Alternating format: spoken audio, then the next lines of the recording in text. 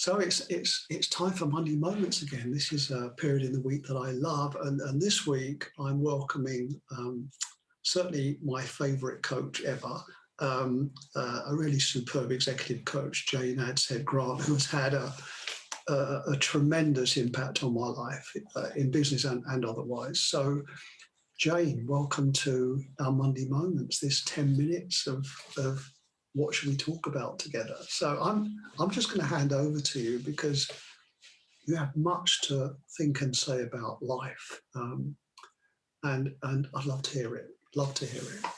Over to you. David, thank you. And it's always a joy to connect with you.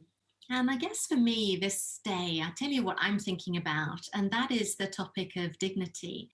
And I've been really inspired by the work of Donna Hicks, and I've just finished reading her book, Leading with Dignity. And I've really been on this inquiry this last few weeks, only the last couple of weeks, about, what is dignity and how do we honour it for ourselves, for other people, and for that which is bigger than us. And so for me, what was incredibly validating in this work that I've been reading from Donna is that how she describes dignity, it's that we are all born with dignity, this inherent value and worth. And I began to ask myself, did I believe that? And easily I said, yes, I believe that, we were born as precious children and with this gift from God that we are and have this inherent worth and value. And yet, what I noticed is that sometimes we don't always honor that for ourselves. Often with the clients I have the privilege of coaching, one of the things that gets them stuck, David, and you may find this too, is that sort of not recognizing that own dignity, that we are worthy and have much to be grateful for.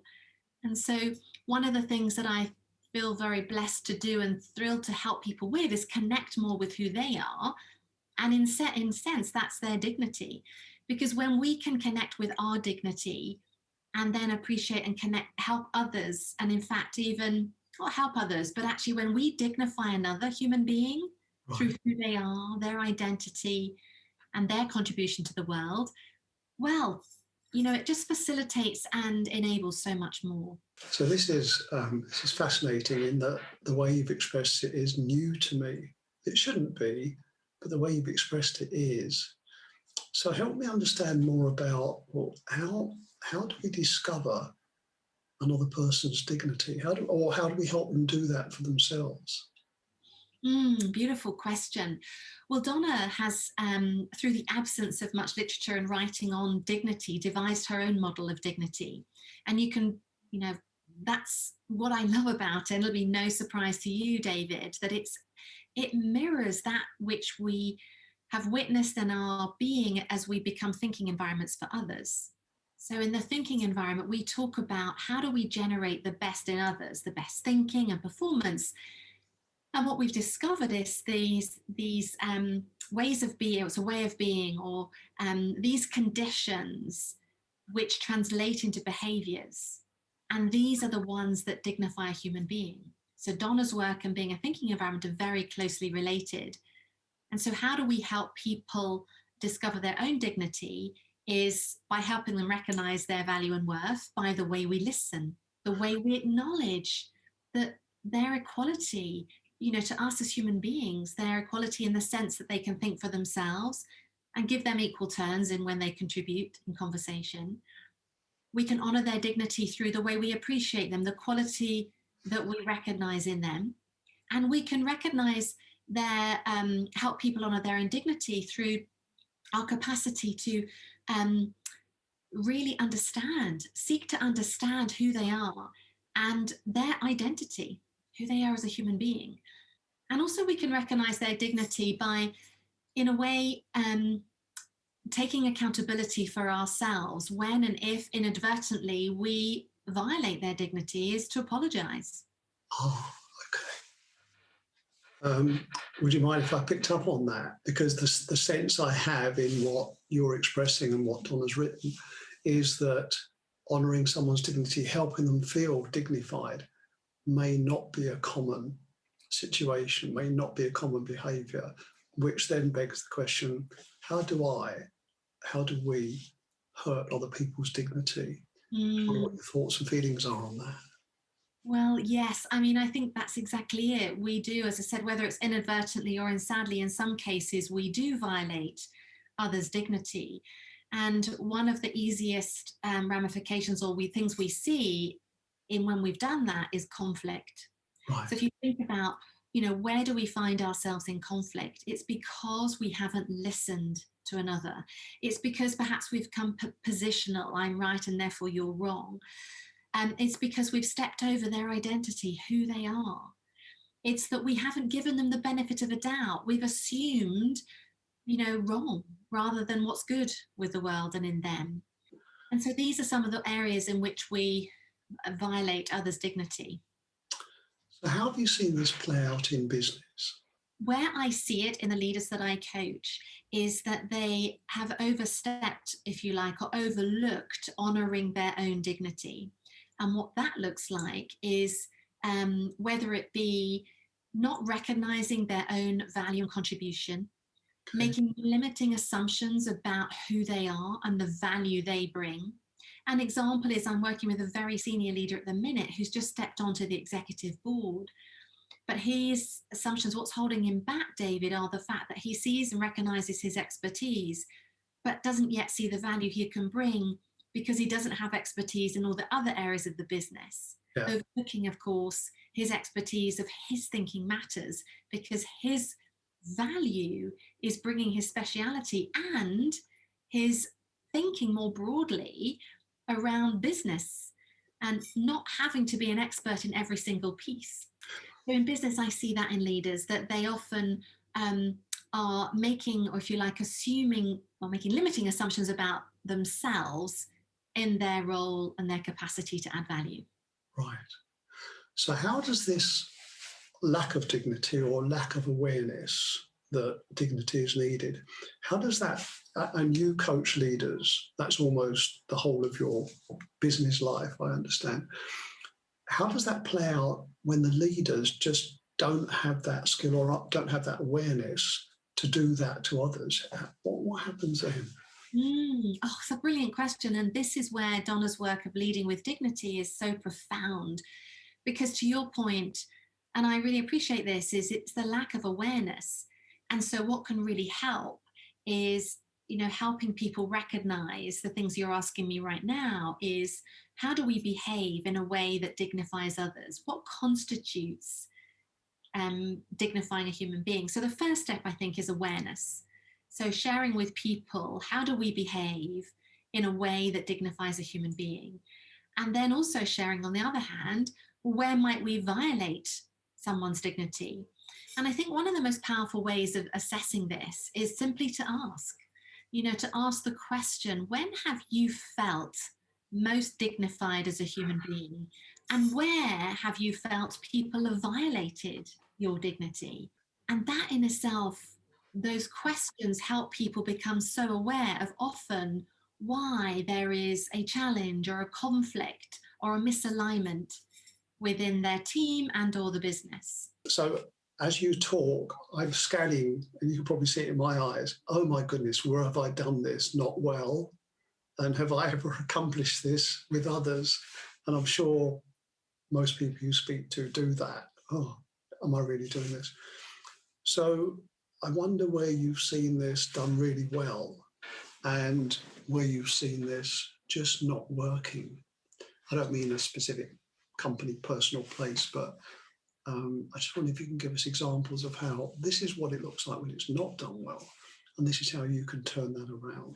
I mean, I can speak from my personal experience, working in organizations where I have felt, and it's only through reflecting on this work that's made me realize, wow, this is where I felt, one, I didn't honor my own dignity, and two, I felt it not honored by the organization in which I worked. And so for me, when I didn't honor my own dignity is when I played small, played safe, didn't step up to share what I was feeling or, what my thoughts were that were perhaps in contrary to what others were, from a place of value and what's important.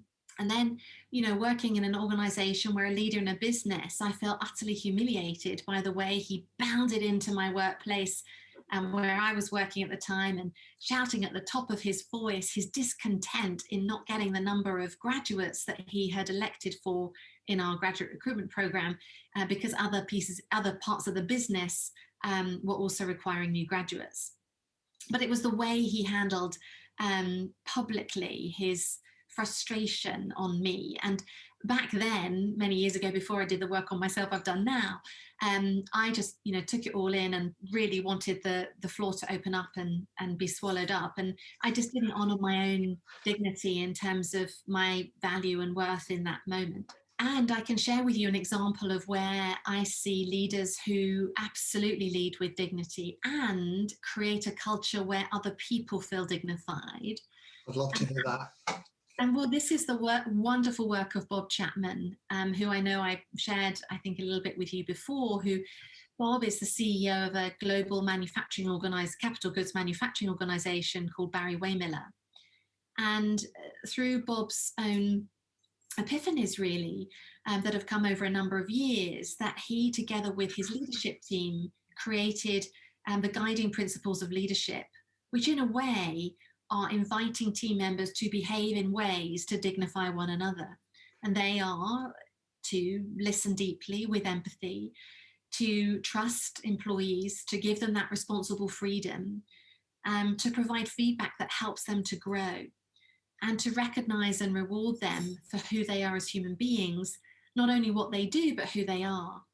And so these guiding principles of leadership have created a wonderful way of being in Barry Waymiller. And the thing that stands out for me is Bob and his leadership team, they walk the talk. They behave in this way. Bob will connect. I had the privilege of traveling with Bob earlier this year. We did a European tour of universities and businesses. And he, in one of the businesses that Barry Waymiller have just adopted, spoke to every single human being in the place of work, in the area. And whatever function they had, he made it his role to go, and he could shake hands at that time before the pandemic, to introduce himself and to find out a little bit about them. And that was a whole morning's work to do just that. So I'm listening to this. I'm leader of a small business, which is most of my client community. One or two have truly medium-sized businesses, but most are small, anywhere between 3 and maybe 20 people. What can I take away that will be helpful from this conversation? What pointers can you give to me that I can remember, that are simple for me and would really help me in my life and my business? Well, it'll probably be no surprise to you, David, that the thing that I often and would love to share is, for me, one of the most dignifying ways we can be with a human being is to listen. And to make it easeful, so the first way I would share with you, it's a new acronym that the listen is the acronym, but I've just thought of it afresh just this past few days. One is, so to listen, firstly, to listen, and how you do that is in the way that you love, right. To give your attention to each other, to share how much you care and therefore love them. With the I is to get interested, really interested in the individual with whom you're connecting, and interested in what they're saying and where they go next. And the S stands for holding that space, and that silence, resisting the urge to interrupt. The T is to trust them, to trust those in your span of care, David. By that, I mean give them the responsible freedom to make decisions, to navigate their life. The E stands for encouragement. Encourage them to be who they were meant to be. And finally, N is to nurture the relationship that you have with them, giving them as much time as you and they need to do just that. And in this way, I believe we can listen to generate hope and create a foundation of healing, which is something we need more than anything. Yeah, don't be just in this divisive world right now. Thank you so much. So I was hanging on to every one of those mnemonic letters, thinking, oh, can I remember that? And it's not difficult. And as you touched on each one, I thought, oh, am I any good at that? I need to relearn all these things, and I should know better. And perhaps we all should. But Jane, that's so memorable. Listen, that mnemonic is so memorable. Maybe I need to capture that from this and just write to all my clients individually and just say, let's work together on just listen, and things would change. Things would change. And a world that's difficult to be in right now, but it's also quite divisive, could be healed in all so many ways. So, parting thought and feeling from you. Well, it's just a delight to connect with you, David. And what I appreciate in you is your ability to connect with people at a deeper level and to facilitate their transformation through the way that you seek to continue to be your very best and engage the very best in others. And so for me, I guess my takeaway to share with you today is bringing our topic back to where we started in how do we continue to be aware of honoring our own dignity, celebrating the value and worthiness that we have inherently. And then how do we continue to honor and dignify others around us? And one way to do that is to listen, to give the gift of deep listening. Thank you. Wow. Thank you so much, Jane. Thank you. So that's Monday Moments for this week. And I'm looking forward to the next Monday Moments and perhaps bringing Jane back. She has so much to share with me, with us. So yeah, we'd welcome that, Jane, as we look at different topics together in the next year.